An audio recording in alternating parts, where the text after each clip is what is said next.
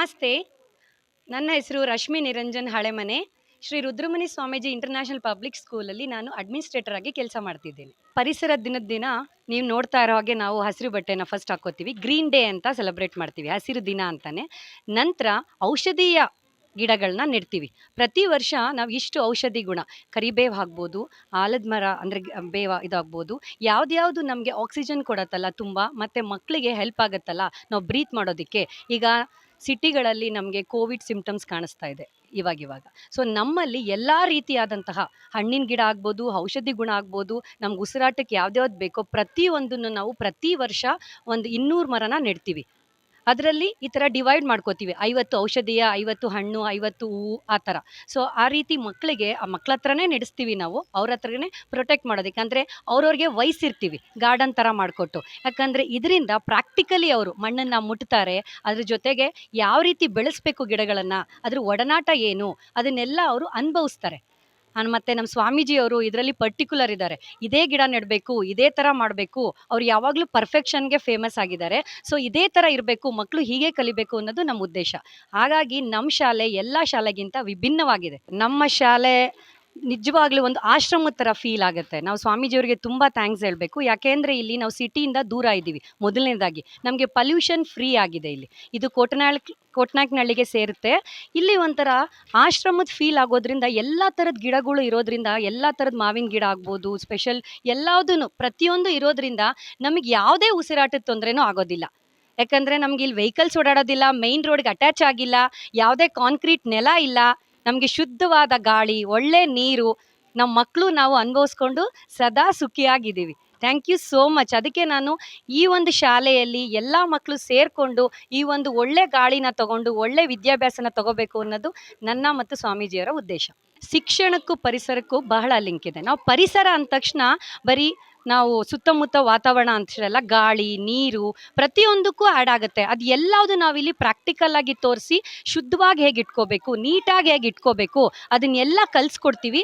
ಅದೇ ಥರ ವಾತಾವರಣ ಸೃಷ್ಟಿ ಮಾಡಿದ್ದೀವಿ ನಾವಿಲ್ಲಿ. ಒಂದು 6 ಎಕರೆ ಏನಿದೆ, ಆ ಒಂದು ಔಷಧೀಯ ಗುಣ ಆಗಿರ್ಬೋದು, ಮಕ್ಳಿಗೆ ಸೈನ್ಸ್ ಅಂತ ನಾವು ಬಾಟ್ನಿ ಅಂತ ಏನು ಹೇಳ್ತೀವಿ, ಬಯಾಲಜಿ, ಎವ್ರಿಥಿಂಗ್ ಎಲ್ಲವುದು ನಾವು ಇಲ್ಲೇ ಅವ್ರಿಗೆ ಪ್ರಾಕ್ಟಿಕಲ್ ಆಗಿ ತೋರಿಸಿ, ನಾವು ಲ್ಯಾಬಿಗೆ ಕರ್ಕೊಂಡೋಗೋ ಅವಶ್ಯಕತೆನೇ ಇಲ್ಲ. ಇಲ್ಲೇ ಈ ವಾತಾವರಣದಲ್ಲೇ ಎಲ್ಲ ಮಕ್ಕಳು ಕಲಿತಿದ್ದಾರೆ. ಅದಕ್ಕೆ ನಂಗೆ ಭಾಳ ಸಂತೋಷ ಆಗುತ್ತೆ. ನಾನು ಸ್ವಾಮೀಜಿಯವರಿಗೆ ತುಂಬ ಕೃತಜ್ಞಳಾಗಿದ್ದೀನಿ. Thank you so much.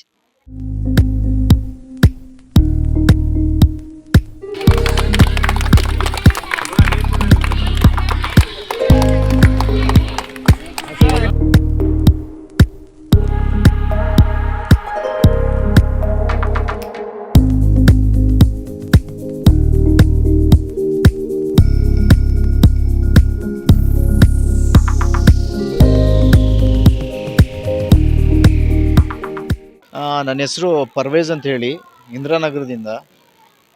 ನನ್ನ ಮಗನಿಗೆ M2 ನಾವು SRS ಇಂಟರ್ನ್ಯಾಷನಲ್ ಪಬ್ಲಿಕ್ ಸ್ಕೂಲಲ್ಲಿ ನಾವು ಅಡ್ಮಿಷನ್ ಮಾಡಿಸಿದ್ದೀವಿ ಇವತ್ತು. ನಾನು ಆ್ಯಕ್ಚುಲಿ ನನ್ನ ಮಗನ್ನ ಸ್ಕೂಲ್ಗೆ ಸೇರಿಸ್ಬೇಕು ಅಂದಾಗ ನಾನು ಸರೌಂಡಿಂಗು ಒಂದು 6ರಿಂದ 7 ಸ್ಕೂಲ್ಗಳನ್ನು ನಾನು ವಿಸಿಟ್ ಮಾಡಿದೆ. ಯಾಕೆ ಅಂತಂದರೆ ನಾವು ಇಷ್ಟೆಲ್ಲ ಬಿಸ್ನೆಸ್ ಆಗ್ಬೋದು, ನಾವೇನೇ ಒಂದು ದುಡಿಬೋದು. ಸೊ ಇದನ್ನೇ ಒಂದು ನಮ್ಮ ಮಕ್ಳಿಗೋಸ್ಕರ ಮಾಡಿರ್ತೀವಿ. ಸೊ ನಮ್ಮ ಮಕ್ಕಳು ನಮ್ಮ ಜೊತೇಲಿದ್ದಾಗ ನಾವು ಸೇಫ್ ಅನ್ಕೋತೀವಿ. ಸೊ ನಾವು ಸ್ಕೂಲ್ಗೆ ಹಾಕಿದಾಗ ಅಲ್ಲೂ ಸೇಫ್ ಆಗೋಂಥ ನಮ್ಮ ಫೀಲಿಂಗ್ ನಮಗಿರಬೇಕು. ಮಕ್ಕಳು ಅಲ್ಲಿ ಸ್ಕೂಲಲ್ಲಿ ಸೇಫ್ ಆಗಿದ್ದಾರೆ, ಅಟ್ಮಾಸ್ಫಿಯರು, ವಾತಾವರಣ ಎಲ್ಲ ಸೇಫ್ ಆಗಿದೆ ಅಂತ ಅಂದಾಗ ನಮಗೇನಾಗುತ್ತೆ ಅಂದರೆ ಸೇಫ್ ಮೈಂಡ್. ನಾವು ಹೊರಗಡೆ ಇದ್ದಾಗಲೂ ನಮಗೆ ಮೈಂಡು ಕೂಲಾಗಿರುತ್ತೆ. ಸೊ ನಾನು ಅಲ್ಲೆಲ್ಲ ನೋಡಿದೆ. ಕೆಲವು ಕಡೆ ಸ್ಕೂಲ್ಸು ಇದೆ, ಬಟ್ ಹೊರಗಡೆ ಆಟ ಆಡೋ ಅಂಥ ಪ್ಲೇ ಗ್ರೌಂಡ್ ಆಗಿರ್ಬೋದು, ಎಲ್ಲ ನ್ಯಾಚುರಲ್ ಆಗಿರಬೇಕು. ಬಟ್ ಅದು ನ್ಯಾಚುರಲ್ ಆಗಿರಲ್ಲ. ಎಲ್ಲ ನೋಡಿ, ಈಗ ಇಲ್ಲಿ ನಾವು ಸುತ್ತಮುತ್ತ ನಾವು ಈ ಸ್ಕೂಲಲ್ಲಿ ನೋಡಿದಾಗ ತೋಟ ಇದೆ, ಮತ್ತು ಗಿಡ ಮರಗಳಿದ್ದಾವೆ, ಹಣ್ಣಿನ ಮರಗಳಿದ್ದಾವೆ, ಮತ್ತು ಬೇರೆ ಬೇರೆ ಥರದಂಥ ಒಂದು ಮರಗಳಿದೆ. ಈ ಥರ ಒಂದು ವಾತಾವರಣ ತಿಪಟೂರಲ್ಲಿ ಬೇರೆ ಎಲ್ಲೂ ನಮಗೆ ಸಿಗಲ್ಲ. ನಮ್ಮ ಮಕ್ಕಳಿಗೆ ಕೇವಲ ನಾವು ಶಿಕ್ಷಣ ಕೊಡಿಸೋದು ಇಂಪಾರ್ಟೆಂಟ್ ಅಲ್ಲ, ಅವ್ರ ಆರೋಗ್ಯದ ಬಗ್ಗೆನೂ ನಾವು ಚಿಂತೆ ಮಾಡಬೇಕಾಗತ್ತೆ, ಗಮನ ಹರಿಸ್ಬೇಕು. ನಾವು ಈಗ ನೋಡಿ M2 ಹಾಕಿದ್ದೀವಿ. ಈಗ ಇಲ್ಲಿ 10th ಇದೆ, ಆಫ್ಟರ್ ಕಾಲೇಜು ಇದೆ. ಸೊ ಎಂಟೈರ್ ಲೈಫು ನಮ್ಮ ಈಗ ಬೆಳಗ್ಗೆ ಅವರು 8 ಗಂಟೆ 9 ಗಂಟೆಗೆ ಬಂದರೆ ಬೆಳಗ್ಗೆಯಿಂದ ಸಂಜೆವರೆಗೂ 4 ಗಂಟೆವರೆಗೂ ಅವರು ಈ ವಾತಾವರಣದಲ್ಲೇ ಕಳೀತಾರೆ. ಸೊ ಎಲ್ಲೋ ನಾವು ನಗರ ಪ್ರದೇಶದಲ್ಲಿದ್ದೀವಿ, ಅಲ್ಲಿ ಶುದ್ಧವಾದ ಗಾಳಿ ಸಿಗಲ್ಲ, ಕಲುಷಿತ ಎಲ್ಲ ನಿಮಗೆ ಗೊತ್ತು, ಮತ್ತು ಮೈಂಡ್ ಸ್ಟ್ರೆಸ್ ಇರುತ್ತೆ. ಸೊ ಒಂದು ಶಿಕ್ಷಣನ ಅವರು ಒಂದು ಒಳ್ಳೆ ವಾತಾವರಣದಲ್ಲಿ ಕಲಿತಾಗ ಅವ್ರಿಗೆ ಬಹಳ ಬೇಗ ಅವರು ಶಿಕ್ಷಣ ಅವ್ರಿಗೆ ಅರ್ಥ ಆಗುತ್ತೆ, ಕಲಿತಾರೆ. ಮತ್ತು ಗಿಡ ಮರಗಳೇನಿದೆ ಇಲ್ಲಿ ಸುತ್ತ, ಸೊ ಇದ್ರ ಜೊತೆ ಆಟ ಆಡೋದ್ರಿಂದ ನಾವು ನೋಡಿದ್ದೀವಿ. ಇವಾಗೆಲ್ಲ ಕೋವಿಡ್ಗಳು ಬರ್ತಾ ಇದೆ, ಔಟ್ಸೈಡು ಒಂದು ಶುದ್ಧವಾದಂಥ ಗಾಳಿ ಮಕ್ಕಳಿಗೆ ಸಿಗುತ್ತೆ. ಏಕೆಂದರೆ ಚಿಕ್ಕವರಾಗಿರೋದ್ರಿಂದ ಅವ್ರು ಈಗ ಇದು ಪ್ರಕೃತಿ ನಡುವೆ, ಈ ಪರಿಸರದ ಪ್ರಕೃತಿ ನಡುವೆ ಗಿಡ ಮರಗಳ ಜೊತೆ ಒಂದು ಒಳ್ಳೆ ಶುದ್ಧವಾದ ಗಾಳಿ ತಗೊಂಡು ಅವರು ಶಿಕ್ಷಣನ ಪಡ್ಕೊಂಡು ಆರೋಗ್ಯ ಜೊತೆ ಶಿಕ್ಷಣ ಸಿಗುತ್ತೆ ಅವ್ರಿಗೆ. ಹಾಗಾಗಿ ನಾವು ಇದನ್ನೆಲ್ಲ ಗಮನ ಇಟ್ಟು ಕೇವಲ ಮಕ್ಕಳು ಶಿಕ್ಷಿತರಾಗಬಾರ್ದು, ಅವ್ರ ಆರೋಗ್ಯನೂ ಇಂಪಾರ್ಟೆಂಟು. ಇವತ್ತು ಸಿಟಿಗಳಲ್ಲಿ ಮಕ್ಕಳಿಗೆ ಎಷ್ಟು ಖರ್ಚು ಮಾಡ್ತಾ ಇದ್ದಾರೆ ಆರೋಗ್ಯ ಹಾಳಾಗಿ ಅನ್ನೋದನ್ನು ನಾವು ನೋಡಬೇಕು. ವೈದ್ಯರುಗಳು ಹೇಳ್ತಾರೆ ಪ್ರಕೃತಿ ಚಿಕಿತ್ಸೆನ ಇದು ಒಂದು ಇಂಪಾರ್ಟೆಂಟು ಮಕ್ಕಳಿಗೆ, ನಮಗೆ ಪ್ರಕೃತಿ ಚಿಕಿತ್ಸೆನೂ ತಗೊಳ್ಳಿ ಅಂತ ವೈದ್ಯರುಗಳು ಸಲಹೆಯನ್ನು ಕೊಡ್ತಾರೆ. ಇಲ್ಲಿ ಮಕ್ಕಳು ಗಿಡ ಮರಗಳ ನೆರಳಲ್ಲಿ ಮತ್ತು ಶುದ್ಧ ಗಾಳಿಯಲ್ಲಿ, ಮತ್ತು ಇಲ್ಲಿ ನೋಡ್ರಿ ಇಲ್ಲೆಲ್ಲ ಸುತ್ತ ಮಣ್ಣು ಇದೆ, ಇದರಲ್ಲೆಲ್ಲ ಆಡೋದ್ರಿಂದ ವೈದ್ಯರು ಹೇಳ್ತಾರೆ ಮಣ್ಣಲ್ಲಿ ಆಡೋದ್ರಿಂದ ಮಣ್ಣಿನಲ್ಲಿ ಇರೋಂಥ ಜೀವಸತ್ವಗಳು ಮಕ್ಕಳಿಗೆ ಆ್ಯಡ್ ಆಗಿ ಅವ್ರಿಗೆ ರೋಗ ನಿರೋಧಕ ಶಕ್ತಿ ಜಾಸ್ತಿ ಆಗುತ್ತೆ. ಹಾಗಾಗಿ ನಾವು ಇದನ್ನೆಲ್ಲ ನೋಡಿ ನಾವು ಮಕ್ಕಳಿಗೆ ಆರೋಗ್ಯದ ಜೊತೆ ಉತ್ತಮ ಶಿಕ್ಷಣವೂ ಸಿಗುತ್ತೆ, ಮತ್ತು ಸ್ಟಾಫ್ಸು ಅಷ್ಟೇ. ಆಮೇಲೆ ಬೆಳಗ್ಗೆ ವ್ಯಾನ್ ಬರುತ್ತೆ, ಮತ್ತು ಅದು ವ್ಯಾನ್ ಬಂದಾಗ ನಾವು ಮಕ್ಕಳನ್ನ ಕಳಿಸ್ತೀವಿ. ತುಂಬ ಸೇಫಿಂದ ಮಕ್ಕಳನ್ನ ಕರ್ಕೊಂಡು ಬಂದು ಇಲ್ಲಿ ಒಳ್ಳೆಯ ಶಿಕ್ಷಣನ ಕೊಟ್ಟು ತುಂಬ ಮಕ್ಳಿಗೆ ಕೇರ್ ಮಾಡ್ತಾರೆ, ಮತ್ತು ಉತ್ತಮ ಶಿಕ್ಷಣವೂ ಇದೆ. ಸ್ಟಾಫು ಅಷ್ಟೇ, ICSE ಸಿಲಬಸ್ ಇದೆ. ಸೊ ನಮಗೆ ಮೇಯ್ನು ಆರೋಗ್ಯನೂ ಇಂಪಾರ್ಟೆಂಟು ಮಕ್ಕಳದು, ಮತ್ತು ಶಿಕ್ಷಣವೂ ಇಂಪಾರ್ಟೆಂಟು. ಆರೋಗ್ಯದ ಜೊತೆಗೆ ಇಲ್ಲಿ ಶಿಕ್ಷಣ ಸಿಗ್ತಾ ಇದೆ. ಬಟ್ ಆ ದೃಷ್ಟಿಯಿಂದ ನಾವು ಇಲ್ಲಿ ಸೇರಿಸ್ತಿದ್ದೀವಿ. ನಾವು ಕೇವಲ ಎಲ್ಲೋ ಒಂದು ಕಡೆ ಬರೀ ಶಿಕ್ಷಣದ ಬಗ್ಗೆ ನಾವು ಗಮನ ಹರಿಸ್ಬಾರ್ದು. ನಾವು ಕೇವಲ ಶಿಕ್ಷಣದ ಬಗ್ಗೆನೇ ನಾವು ಗಮನ ಹರಿಸ್ಬಾರ್ದು. ಮಕ್ಕಳು ದೈಹಿಕವಾಗಿ ಮತ್ತು ಮಾನಸಿಕವಾಗಿ ಇಂಪ್ರೂವ್ಮೆಂಟ್ ಆಗಬೇಕು, ದೈಹಿಕ ಮತ್ತು ಮಾನಸಿಕವಾಗಿ ಬಲ ಆಗಬೇಕು ಅವರು. ಹಾಗಾಗಿ ಇದನ್ನೆಲ್ಲ ನೋಡ್ತಾ, ಇದನ್ನೆಲ್ಲ ಗಮನದಲ್ಲಿಟ್ಕೊಂಡು 4-5 ಕಡೆ ನಾನು ನೋಡಿ, ಸೊ ಇಲ್ಲಿ ಒಂದು 6 ಎಕರೆ ಫ್ಲ್ಯಾಟ್ ಇದೆ, ಇದನ್ನೆಲ್ಲ ನೋಡಿ ನಾನು, ಅಂದರೆ ನಮ್ಗೆ ಬಂದ ತಕ್ಷಣ, ಸಿಟಿಯಿಂದ ಒಳಗಡೆ ಬಂದ ತಕ್ಷಣ ಏನೋ ಒಂಥರ ಕೂಲ್ ಮೈಂಡ್ ಇದಾಗುತ್ತೆ. ಹಾಗಾಗಿ ನಮ್ಮ ಮಕ್ಕಳು ಈ ಪರಿಸರ ಮತ್ತು ನಿಸರ್ಗದ ಜೊತೆ ಇವತ್ತೆಲ್ಲಿ ಮರಗಳನ್ನು ಗುರುತಿಸುವಂಥ ಇದೇ ಇಲ್ಲ ಮಕ್ಕಳಿಗೆ. ಹಲಸಿನ ಮರ ಯಾವುದು, ಬೇವಿನ ಮರ ಯಾವುದು, ಮಾವಿನ ಮರ ಯಾವುದು, ಸಿಟಿಗಳಲ್ಲಿದ್ದು ಮರಗಳನ್ನು ಗುರುತಿಸೋಕೆ ಬರಲ್ಲ ಅವ್ರಿಗೆ, ಬರೀ ಪುಸ್ತಕದಲ್ಲಿ ಮಾತ್ರ. ಬಟ್ ಇಲ್ಲಿ ಪ್ರಾಕ್ಟಿಕಲ್ ಆಗು ಸಿಗುತ್ತೆ. ಇದನ್ನೆಲ್ಲ ನೋಡ್ತಾ ನಾವು ನಮ್ಮ ಮಕ್ಕಳನ್ನು ಇಲ್ಲಿ ಸೇರಿಸ್ತಾ ಇದ್ದೀವಿ.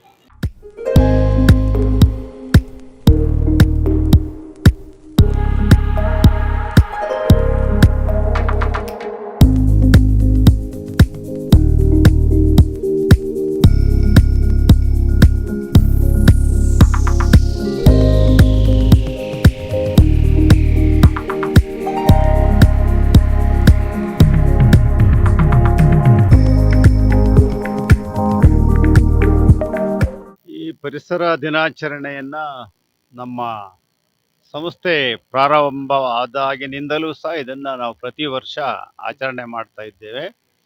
ನಮ್ಮ ಸ್ಕೂಲು ಮತ್ತು ಕಾಲೇಜುಗಳು ಪರಿಸರದ ಮಧ್ಯದಲ್ಲಿ ಇರೋದರಿಂದ ಮಕ್ಕಳಿಗೆ ಇಲ್ಲಿ ಉತ್ತಮವಾಗಿರ್ತಕ್ಕಂಥ ಶಿಕ್ಷಣವನ್ನು ಕೊಡಲಿಕ್ಕೆ ಭಾಳ ಅನುಕೂಲ ಆಗಿದೆ.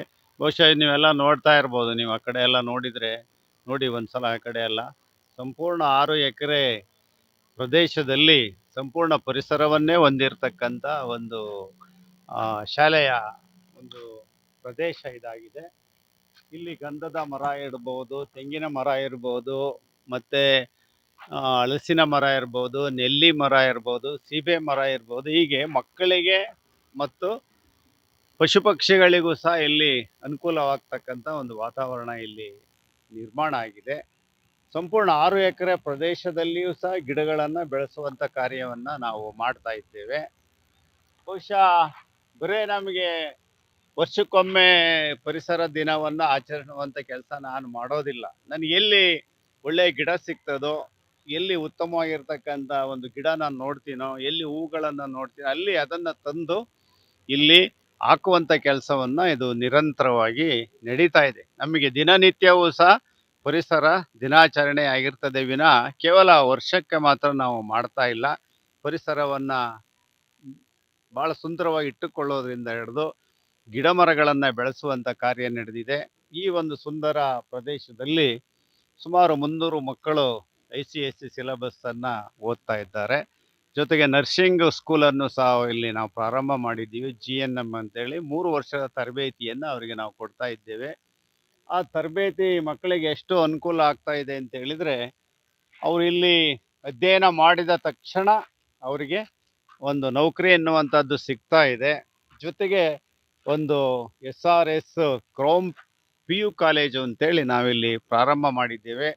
ಅದು ಎಷ್ಟರ ಮಟ್ಟಿಗಿದೆ ಅಂತ ಹೇಳಿದರೆ, ನಮ್ಮಲ್ಲಿ ಓದ್ತಕ್ಕಂಥ ಮಕ್ಕಳು ಸ್ಟೇಟ್ ರ್ಯಾಂಕನ್ನು ಪಡೆಯುವಂಥ ಮಟ್ಟಕ್ಕೆ ಅವರು ಹೋಗಿದ್ದಾರೆ. ಉತ್ತಮವಾಗಿರ್ತಕ್ಕಂಥ ಪ್ರಾಧ್ಯಾಪಕ ವೃಂದ ಇಲ್ಲಿದೆ. ಹಾಗೂ ಈ ವರ್ಷ ಒಬ್ಬ ವಿದ್ಯಾರ್ಥಿ 600 ಅಂಕಗಳಿಗೆ ಸುಮಾರು 590 ಅಂಕಗಳನ್ನು ಪಡೆಯುವಷ್ಟರ ಮಟ್ಟಿಗೆ ಇಲ್ಲಿ ಅವರು ಶಿಕ್ಷಣವನ್ನು ಪಡೆಯುವಂತಹದ್ದು. ಇಲ್ಲ, ನಾನು ಸುಮಾರು ಹುಬ್ಳಿಯಲ್ಲಿದ್ದಾಗಲೂ ಸಹ ನಾವು ಅನೇಕ ದೊಡ್ಡ ದೊಡ್ಡ ಶಿಕ್ಷಣ ಸಂಸ್ಥೆಗಳು ನಮ್ಮ ಮಠದಿಂದ ನಾವು ಪ್ರಾರಂಭ ಮಾಡಿದ್ದೀವಿ. ಅಲ್ಲಿ ಸುಮಾರು ನಮ್ಮ ಮಹಿಳಾ ಕಾಲೇಜಿನಲ್ಲೇ 3000 ಹೆಣ್ಮಕ್ಳು ಅಲ್ಲಿ ಓದ್ತಾ ಇದ್ರು. ಜೊತೆಗೆ ಹೈಸ್ಕೂಲ್ ಇರ್ಬೋದು, ಕಾಲೇಜ್ ಇರ್ಬೋದು, ಒಂದು ಹಾಸ್ಪಿಟಲ್ ಎಲ್ಲ ನಾವು ಅಲ್ಲಿ ಮಾಡಿದ್ವಿ. ಹೀಗಾಗಿ ನನಗೆ ಶಿಕ್ಷಣ ಎಜುಕೇಷನ್ ಬಗ್ಗೆ ಭಾಳ ಆಸಕ್ತಿ ನನಗೆ. ಯಾಕಂತ ಹೇಳಿದರೆ, ಮುಂದಿನ ಭವಿಷ್ಯದ ಪ್ರಜೆಗಳನ್ನು ನಾವು ತಯಾರು ಮಾಡ್ತಕ್ಕಂಥ ಒಂದು ಟಂಕಶಾಲೆ ಶಿಕ್ಷಣ ಸಂಸ್ಥೆ ಅಂತ ಹೇಳಿದ್ರಿ. ಅವ್ರಿಗೆ ಒಳ್ಳೆಯ ನಾವು ಸಂಸ್ಕಾರ ಕೊಟ್ಟು ಒಳ್ಳೆಯ ಶಿಕ್ಷಣ ಕೊಟ್ಟರೆ ಅವರ ಭವಿಷ್ಯವನ್ನು ಅವರು ನಿರ್ಮಾಣ ಮಾಡ್ಕೊಳ್ತಾರೆ. ಶಿಕ್ಷಣ ಅನ್ನುವಂಥದ್ದು ಆ ರೀತಿ ಇರ್ತಿದೆ. ಅವರಲ್ಲಿ ಭೌತಿಕ ಮಟ್ಟದಿಂದ ಹಿಡಿದು ಮಾನಸಿಕವಾಗಿ ಬೆಳೀಲಿಕ್ಕೆ ಹಾಗೂ ಮತ್ತು ಅವರ ಬದುಕನ್ನು ಅವರು ರೂಪಿಸಿಕೊಳ್ಳಲಿಕ್ಕೆ ಅದು ಸಾಧ್ಯ ಆಗ್ತದೆ. ನಂದು ಒಂದು ಕೊಟೇಶನ್ ಇದೆ, ಅದೇನು ಅಂತ ಹೇಳಿದರೆ, ನಿನ್ನ ಬದುಕಿಗೆ ನೀನೇ ರೂವಾರಿಯಾಗಿರು ಅಂತೇಳಿ. ನೀ ಯಾರ ಮೇಲೂ ಡಿಪೆಂಡ್ ಆಗಬೇಡ, ನಿನ್ನ ಬದುಕನ್ನು ನೀನು ರೂಪಿಸಿಕೊಳ್ಳುವಂಥ ಒಂದು ಕೆಲಸವನ್ನು ಮಾಡಬೇಕು ಅಂತ ಹೇಳಿದರೆ, ಅದಕ್ಕೆ ಮೂಲ ಶಿಕ್ಷಣ ಅನ್ನುವಂಥದ್ದು ನಮ್ಮ ಉದ್ದೇಶ. ಒಬ್ಬ ವ್ಯಕ್ತಿಯನ್ನು ನಾವು ಒಳ್ಳೆಯ ಸುಶಿಕ್ಷಿತನನ್ನಾಗಿ ಮಾಡಲಿಕ್ಕೆ ಅವಕಾಶ ಇರುವಂಥದ್ದೇ ಶಿಕ್ಷಣ. ಅವ್ರಿಗೆ ಒಳ್ಳೆಯ ಮೌಲ್ಯಾಧಾರಿತ ಶಿಕ್ಷಣವನ್ನು ಕೊಟ್ಟು ಅವರನ್ನು ಬೆಳೆಸಿದರೆ ಅವನು ಇಡೀ ಒಂದು ಸಂಸಾರವನ್ನು ಅವನು ನೀಗಿಸ್ತಕ್ಕಂಥ ಒಂದು ಶಕ್ತಿ ಬರ್ತದೆ. ಮತ್ತೊಬ್ಬರಿಗೆ ಅವನು ಬೆಳೀಲಿಕ್ಕೆ ಅವಕಾಶ ಮಾಡಲಿಕ್ಕೆ ಅವಕಾಶ ಸಿಗ್ತದೆ. ಆ ನಿಟ್ಟಿನಲ್ಲಿ ನಾವು ಯಾವುದೇ ಒಂದು ಇವತ್ತೇನೋ ಶಿಕ್ಷಣ ಅಂತ ಹೇಳಿದರೆ ಒಂದು ವ್ಯಾಪಾರ ಅಂತ ಕರೀತಾರಲ್ಲ, ನಾವು ICS ಸಿಲೆಬಸ್ ಇಲ್ಲಿ ಮಾಡಿದರೂ ಸಹ ಭಾಳಷ್ಟು ಕಡಿಮೆ ವೆಚ್ಚದಲ್ಲಿ, ಅದು ಗ್ರಾಮೀಣ ಪ್ರದೇಶದಲ್ಲಿ ಅವರಿಗೆ ಶಿಕ್ಷಣ ಕೊಡ್ತಕ್ಕಂಥ ಒಂದು ವ್ಯವಸ್ಥೆಯನ್ನು ನಾವು ಹಮ್ಮಿಕೊಂಡಿದ್ದೇವೆ. ಆ ನಿಟ್ಟಿನಲ್ಲಿ ಪೋಷಕರು ಸಹ ನಮ್ಮ ಜೊತೆಯಲ್ಲಿ ಸಹಕರಿಸ್ತಾ ಇದ್ದಾರೆ. ಅದು ನಮಗೆ ಭಾಳಷ್ಟು ಸಂತೋಷವನ್ನು ತಂದಿದೆ. ಒಟ್ಟಿನಲ್ಲಿ ಮಕ್ಕಳಲ್ಲಿ ಒಂದು ಪರಿಸರ ಪ್ರಜ್ಞೆಯನ್ನು ಬೆಳೆಸಬೇಕು. ಈಗ ನಾವು ಈಗಿಂದಲೇ ಅವ್ರಿಗೆ ಏನೋ ಒಂದು ಪರಿಸರದ ಕಾಳಜಿ ಅವ್ರ ಮನಸ್ಸಲ್ಲಿ ಮೊಳಕೆ ಹೊಡಿಲಿಕ್ಕೆ ಅವಕಾಶ ಮಾಡಿಕೊಟ್ರೆ, ಮುಂದಿನ ದಿನಗಳಲ್ಲಿ ಅವರು ಸಹ, ನಾವು ಶಾಲೆಯಲ್ಲಿ ಓದ್ತಾ ಇದ್ವಿ, ಅಲ್ಲಿ ನಮಗೆ ಪರಿಸರದ ಒಂದು ಕಾಳಜಿಯನ್ನು ಅವ್ರು ತೋರಿಸಿದ್ರು, ಗಿಡ ನೆಡ್ತಕ್ಕಂಥ ಒಂದು ವ್ಯವಸ್ಥೆಯನ್ನು ನಮಗೆ ತೋರಿಸ್ಕೊಟ್ಟಿದ್ರು. ನಾವು ಸಹ ಒಂದು ಮಾಡಬೇಕು ಅಂತಕ್ಕಂಥ ಪ್ರಜ್ಞೆ ಬೆಳೆದಾಗ ಒಂದು ಏನು ಇವತ್ತೆಲ್ಲ ಕಾಂಕ್ರೀಟ್ ಕಾಡಾಗಿದೆ, ಅದನ್ನು ನಾವು ಸುಂದರವಾಗಿರ್ತಕ್ಕಂಥ ಒಂದು ಸಸ್ಯಗಳ ನಾಡನ್ನಾಗಿ ಮಾಡಲಿಕ್ಕೆ ಅವಕಾಶ ಆಗ್ತದೆ ಎನ್ನುವಂಥ ನಿಟ್ಟಿನಲ್ಲಿ ಅವರಿಗೆ ಒಂದು ಪರಿಸರ ಪ್ರಜ್ಞೆಯನ್ನು ನಾವು ಬೆಳೆಸ್ತಾ ಇದ್ದೇವೆ. ಆ ನಿಟ್ಟಿನಲ್ಲಿ ಪೋಷಕರು ಮತ್ತು ಮಕ್ಕಳು ಸಹ ಸಹಕಾರ ಮಾಡ್ತಾ ಇದ್ದಾರೆ ಆಗಿರೋದ್ರಿಂದ. ಮತ್ತು ಅದು ಗ್ರಾಮೀಣ ಪ್ರದೇಶದ ಮಕ್ಕಳನ್ನು ಬೆಳೆಸಬೇಕು, ಅವರನ್ನು ಉಳಿಸ್ಬೇಕು, ಅವರನ್ನು ಪ್ರಜ್ಞಾವಂತರನ್ನಾಗಿ ಮಾಡಬೇಕು. ಏನೋ ನಮ್ಮ ಒಂದು ಕೈಲಾದ ಸೇವೆಯನ್ನು ಕಡಿಮೆ ವೆಚ್ಚದಲ್ಲಿ ಅವರಿಗೆ ಶಿಕ್ಷಣವನ್ನು ನೀಡಿ ಅವರ ಬದುಕಿನಲ್ಲಿ ಅವರ ತಂದೆ ತಾಯಿಗಳಲ್ಲಿ ನೆಮ್ಮದಿಯನ್ನು ತರಬೇಕು ಅಂತಕ್ಕಂಥದ್ದೇ ನಮ್ಮ ಮೂಲ ಉದ್ದೇಶ ಆಗಿರೋದ್ರಿಂದ ನಾವು ಹೆಚ್ಚು ಕಟ್ಟಡಗಳನ್ನು ಕಟ್ಟಲಿಕ್ಕೆ ಇಷ್ಟಪಡೋದಿಲ್ಲ. ಇರುವಂಥ ಕಟ್ಟಡಗಳನ್ನೇ ಉತ್ತಮವಾಗಿರ್ತಕ್ಕಂಥ ಕಟ್ಟಡಗಳನ್ನಾಗಿ ಮಾಡಿಕೊಂಡು ಉಳಿದ ಪ್ರದೇಶವನ್ನು ಮಕ್ಕಳಿಗೆ ಮೀಸಲಾಗಿ ಇಡುವಂಥ ಒಂದು ವ್ಯವಸ್ಥೆ ನಮ್ಮಲ್ಲಿ ನಡೆದಿದೆ. Media network.